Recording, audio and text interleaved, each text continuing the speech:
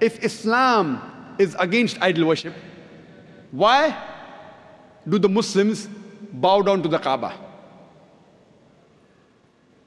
The reply to the allegation is, no Muslim ever worships the Kaaba. Kaaba is the Qibla, is the direction. It's mentioned in the Quran in Surah Baqarah, chapter number 2, verse number 144, that wherever you are, bow in the direction of the Kaaba. The Kaaba is the Qibla. For example, if the Muslim want to offer salah here, some will say let's face north, some will say south, some will say east, some will say west. So for congregation, for unity, all the Muslims face towards one direction, that is the Kaaba. So Kaaba is our Qibla. And the Muslims, they were the first people who drew the world map.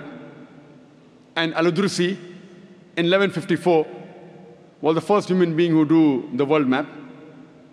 And when the Muslim drew the world map, they had the South Pole on top, North Pole down, and Kaaba in the center. Later on, the Western cartographers came and they turned the map upside down. North Pole top, South Pole down, yet, alhamdulillah, the Kaaba is in the center.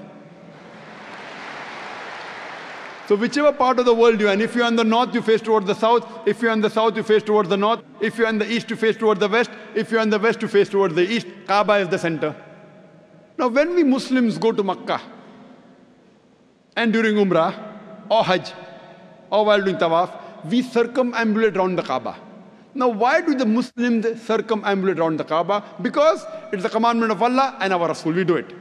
But the logical reason that I can think of is that when we circumambulate, we know that every circle has got only one center. So when we're circumambulating, we're testifying that God is only one.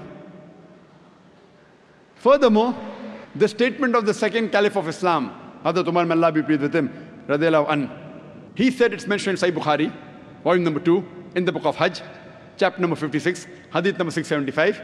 Hazrat Umar, may Allah be pleased with him, said, pointing at the black stone, Hajar Aswad, this black stone can neither benefit me, can neither cause me any harm.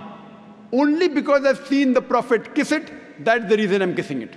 This statement that the black stone, Hajar Aswad, can neither benefit any Muslim nor harm any human being is sufficient to prove that we Muslims don't worship the Kaaba.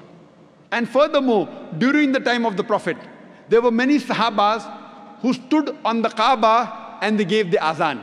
No idol worshipper will ever stand on the idol he or she worships.